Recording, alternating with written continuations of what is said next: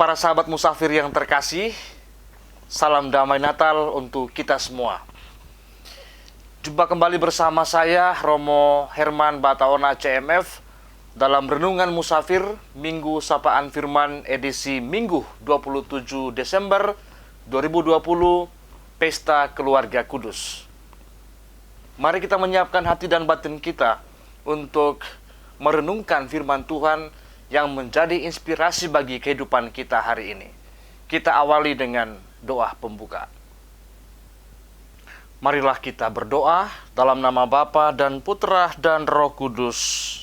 Amin. Ya Allah, Engkau berkenan memberikan kepada kami keluarga kudus sebagai teladan yang unggul bagi keluarga kami masing-masing. Semoga kami meneladani dalam keutamaan hidup berkeluarga dan dalam ikatan cinta kasih, agar kami layak menikmati dengan penuh sukacita anugerah hidup abadi di dalam rumah-Mu. Dengan pengantar Yesus Kristus Putra-Mu Tuhan kami, yang bersama dengan Dikau dalam persatuan Roh Kudus, hidup dan berkuasa Allah sepanjang segala masa. Amin. Dalam nama Bapa dan Putra dan Roh Kudus. Amin. Haleluya, haleluya, haleluya, haleluya, haleluya, haleluya. Tuhan sertamu dan sertamu juga. Inilah Injil Tuhan kita Yesus Kristus menurut Santo Lukas. Dimuliakanlah Tuhan. Ketika genap waktu pentahiran menurut hukum Taurat Musa, mereka membawa dia ke Yerusalem untuk menyerahkannya kepada Tuhan, seperti ada tertulis dalam hukum Tuhan. Semua anak laki-laki sulung harus dikuduskan bagi Allah. Dan untuk mempersembahkan korban menurut apa yang difirmankan dalam hukum Tuhan, yaitu sepasang burung tekukur atau 2 ekor anak burung merpati. Adalah di Yerusalem seorang bernama Simeon. Ia seorang yang benar dan saleh, yang menantikan penghiburan bagi Israel. Roh Kudus ada di atasnya, dan kepadanya telah dinyatakan oleh Roh Kudus bahwa ia tidak akan mati sebelum ia melihat Mesias, yaitu Dia yang diurapi Tuhan. Ia datang ke bait Allah oleh Roh Kudus. Ketika Yesus anak itu dibawa masuk oleh orang tuanya untuk melakukan kepadanya apa yang ditentukan hukum Taurat, ia menyambut anak itu dan menatangnya sambil memuji Allah, katanya, "Sekarang Tuhan, biarkanlah hamba-Mu ini pergi dalam damai sejahtera sesuai dengan firman-Mu. Sebab mataku telah melihat keselamatan yang daripada-Mu, yang telah Engkau sediakan di hadapan segala bangsa, yaitu terang yang menjadi pernyataan bagi bangsa-bangsa lain dan menjadi kemuliaan bagi umat-Mu Israel." Dan bapa serta ibunya amat heran akan segala apa yang dikatakan tentang dia. Lalu Simeon memberkati mereka dan berkata kepada Maria, ibu anak itu, "Sesungguhnya anak ini ditentukan untuk menjatuhkan atau membangkitkan banyak orang di Israel, dan untuk menjadi suatu tanda yang menimbulkan perbantahan. Dan suatu pedang akan menembus jiwamu sendiri, supaya menjadi nyata pikiran hati banyak orang." Lagi pula di situ ada Hana, seorang nabi perempuan, anak Fanuel dari suku Asyer. Ia sudah sangat lanjut umurnya. Sesudah kawin, ia hidup 7 tahun lamanya bersama suaminya. Dan sekarang ia janda dan berumur 84 tahun. Ia tidak pernah meninggalkan bait Allah dan siang malam beribadah dengan berpuasa dan berdoa. Dan pada ketika itu juga, datanglah ia ke situ dan mengucap syukur kepada Allah dan berbicara tentang anak itu kepada semua orang yang menantikan kelepasan untuk Yerusalem. Dan setelah selesai semua yang harus dilakukan menurut hukum Tuhan, kembalilah mereka ke kota kediamannya, yaitu kota Nazaret di Galilea. Anak itu bertambah besar dan menjadi kuat, penuh hikmat, dan kasih karunia Allah ada padanya. Demikianlah Injil Tuhan. Terpujilah Kristus.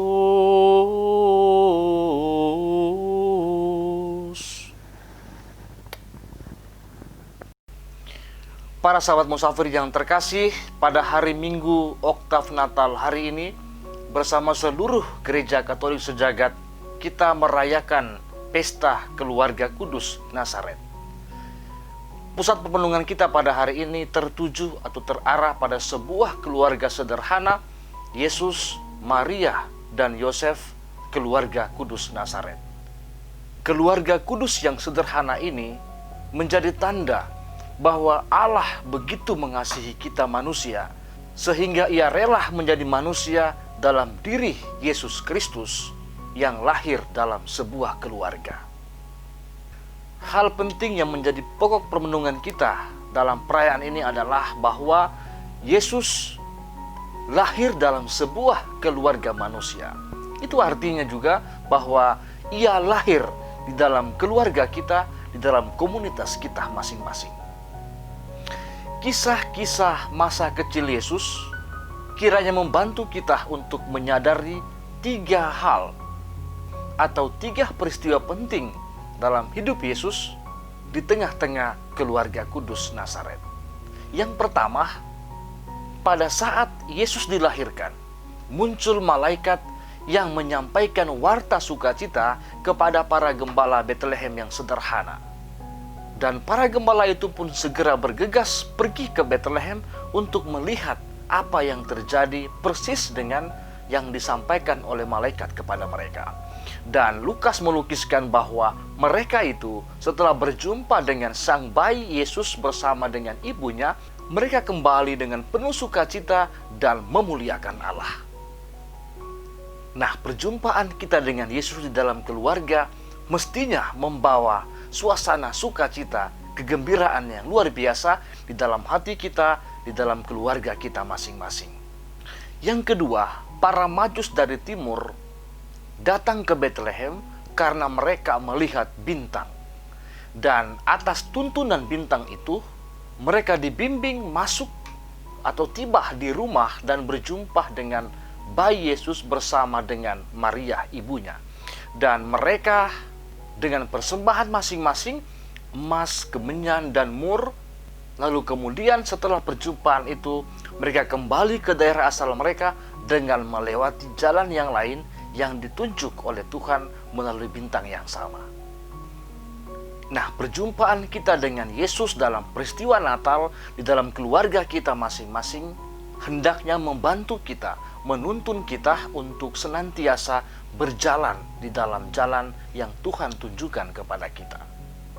Kita diminta untuk berubah dari cara hidup kita yang lama dan berjalan di dalam jalan yang benar, yaitu Yesus sendiri, sang jalan, kebenaran, dan hidup kita.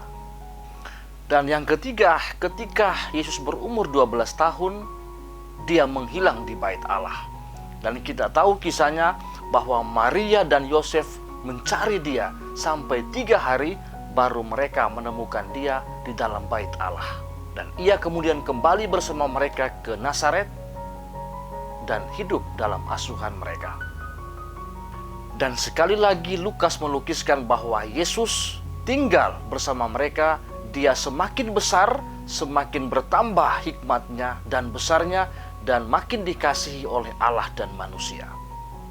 Nah, para sahabat yang terkasih, Yesus juga telah lahir di dalam diri kita, di dalam hidup kita, di dalam keluarga kita.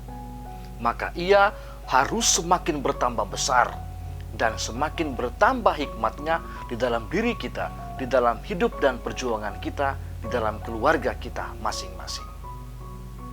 Dan dalam kisah Injil hari ini kita menemukan bahwa Yesus lahir dalam keluarga Yusuf dan Maria, sebuah keluarga Yahudi yang tulen dan sangat taat pada aturan dan adat istiadat Yahudi.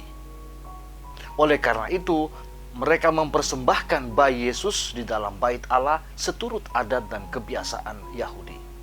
Dan perjumpaan dengan Simeon dan Hana di bait suci menunjukkan bahwa Tuhan sudah menyiapkan orang-orang khusus yang menantikan kedatangan putranya sendiri. Yesus dinyatakan sebagai terang dan kemuliaan, membawa keselamatan kepada umat manusia. Dan ia juga akan menimbulkan perbantahan. Dan satu hal yang penting juga adalah sebuah penderitaan hebat, penderitaan besar akan menusuk hati ibunya. Para sahabat musafir yang terkasih, mari kita melihat realita di sekitar kita, bahwa keluarga-keluarga masa kini bisa dibilang masih jauh dari ideal keluarga kudus Nazaret. Tidak bisa dipungkiri bahwa ada berbagai situasi sulit yang dialami atau dihadapi. Misalnya kebutuhan dasar yang belum tercukupi, salah paham yang berujung pada konflik dan kekerasan atau kehancuran dalam rumah tangga, atau komunikasi di antara keluarga, anggota keluarga yang renggang dan bahkan terputus, konflik horizontal yang terus berkepanjangan dan terus terjadi, bahkan perang yang menimbulkan atau membuat banyak keluarga mengungsi saat ini. Dan banyak juga yang tidak menghargai sakramen perkawinan yang suci. Dan semua situasi rumit ini turut menggoncang dan merongrong keluarga-keluarga Katolik saat ini. Belum lagi kita sedang mengalami goncangan yang luar biasa dalam kesulitan besar yang melanda dunia oleh karena pandemi global virus corona yang kita alami bersama saat ini. Nah, berhadapan dengan kenyataan sulit seperti ini, kita ditantang untuk bagaimana menjadi keluarga-keluarga Katolik yang tidak hanya beriman saja, tetapi juga menjadi keluarga yang kudus seperti Yosef dan Maria. Keluarga-keluarga kita tentu memiliki pergumulan, persoalan dan tantangan tersendiri, tetapi dengan iman, dengan ketaatan penuh pada rencana dan kehendak Allah sendiri, terus memupuk dan membangun kebiasaan persekutuan doa dalam keluarga, maka percayalah kita akan menjadi keluarga beriman yang kuat, yang tangguh, yang teguh, dan tidak tergoncangkan oleh badai kehidupan ini. Yesus Kristus sudah lahir di dalam keluarga kita masing-masing, maka biarkanlah ia semakin bertambah besar, semakin bertambah hikmatnya dalam keluarga kita, sejalan dengan pertumbuhan dan perkembangan iman kita dalam keluarga kita masing-masing. Dengan berpedoman pada keluarga kudus Nazaret, kita diajak untuk selalu berusaha agar keluarga-keluarga kita menjadi keluarga-keluarga yang kudus. Menjadi keluarga kudus bukan hanya keluarga itu hidup damai, hidup rukun, sejahtera, kaya raya, dan lain-lain. Juga bukan karena hal-hal besar, hal-hal luar biasa, hal-hal hebat yang dilakukan, tetapi justru pada hal-hal yang sederhana tetapi dibuat atau dilakukan dengan cara-cara yang luar biasa. Keluarga kudus Nazaret sungguh-sungguh hidup dalam rangka menggenapkan apa yang telah difirmankan oleh Tuhan. Arah hidup dan keputusan yang diambil dalam keadaan paling sulit sekalipun diambil dengan bijaksana dalam terang rencana dan kehendak Allah. Keluarga kudus Nazaret merupakan tempat nilai-nilai kehidupan yang luhur ditanam, bertumbuh, dan diwariskan. Di dalam keluarga yang sederhana ini, Yesus Sang Putra Allah memiliki tempat yang sangat istimewa. Oleh karena itu, keluarga kudus Nazaret menjadi teladan, menjadi contoh dan model bagi setiap keluarga beriman yang percaya akan peranan dan memberikan tempat yang istimewa bagi Allah dan Yesus Sang Putera. Maka biarkanlah Allah hadir dan menemani kita di dalam siarah perjalanan hidup keluarga kita masing-masing. Pesta keluarga kudus ini kiranya menjadi pesta keluarga kita, dengan menjadikan Maria dan Yosef sebagai teladan bagi keluarga kita, yang semakin beriman, yang terus menjaga dan merawat Yesus dalam setiap perjuangan keluarga-keluarga kita, terutama dalam situasi sulit yang kita alami bersama saat ini. Dengan demikian, keluarga kita pun menjadi keluarga kudus, keluarga teladan bagi orang-orang di sekitar kita. Para sahabat musafir yang terkasih, di akhir permenungan singkat ini saya mengutip kata-kata atau pesan Paus Fransiskus demikian. Tidak ada keluarga yang sempurna. Tidak ada suami istri yang sempurna. Tidak ada anak-anak yang sempurna. Namun di dalam iman dan rahmat Allah yang kita terima, kita terus berjuang untuk saling melengkapi dan meneguhkan, agar pada era global ini kita tetap kuat berdiri sebagai keluarga Kristiani, saksi kasih dan damai yang kita terima dari Tuhan kita Yesus Kristus. Sekali lagi, semoga perayaan pesta keluarga kudus yang kita rayakan pada hari ini memberikan kita semangat baru, kekuatan baru di dalam keluarga kita, di dalam komunitas kita, untuk berlangkah dengan optimis di dalam hari-hari yang penuh gejolak ini. Tuhan memberkati. Marilah kita berdoa dalam nama Bapa dan Putra dan Roh Kudus. Amin. Allah Bapa yang Maha Rahim, Pengasih dan Penyayang, Engkau telah meneguhkan kami, menyegarkan kami di dalam firman-Mu yang menyelamatkan. Semoga kami senantiasa mengikuti teladan keluarga kudus di Nazaret, agar sesudah suka duka dunia ini, kami boleh masuk dalam persekutuan abadi bersama mereka. Bantulah kami di dalam kesulitan, tantangan, dan perjuangan hidup keluarga kami masing-masing. Demi Kristus Tuhan dan pengantara kami. Amin. Tuhan sertamu dan sertamu juga. Semoga kita sekalian, keluarga-keluarga kita masing-masing, perjuangan kita di hari-hari mendatang senantiasa dilindungi, dibimbing, dan diberkati oleh Allah yang Maha Kuasa, Bapa dan Putra dan Roh Kudus. Amin.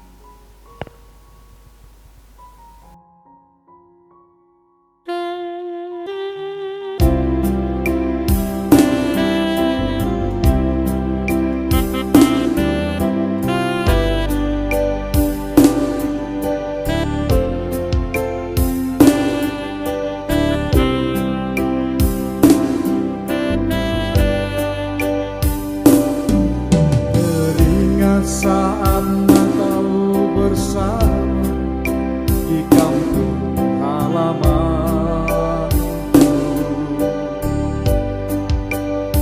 terkenal wajah mama papa yang aku kasihi.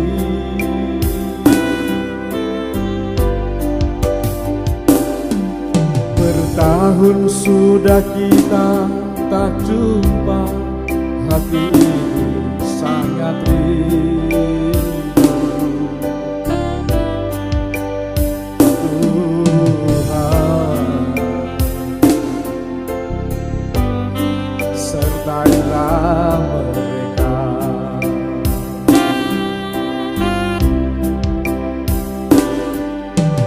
Ini satu lagi tahun berganti di hari kita ini. Adakah kita akan bertemu? Adakah Tuhan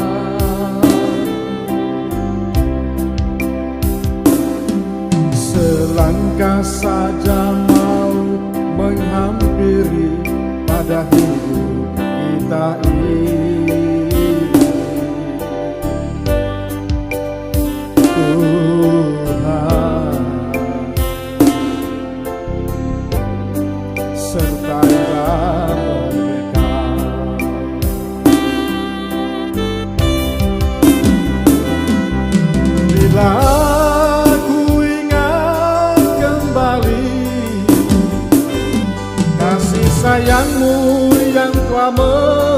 membesarkan daku. Ingin rasanya ku kembali pada manisnya masa kecilku dulu. Oh, Mama, selamat Natal Mama.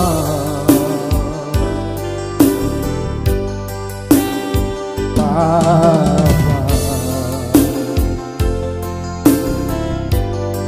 selamat Natal Papa.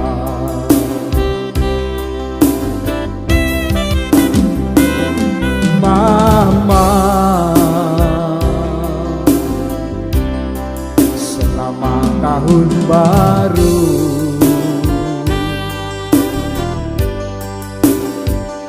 Papa,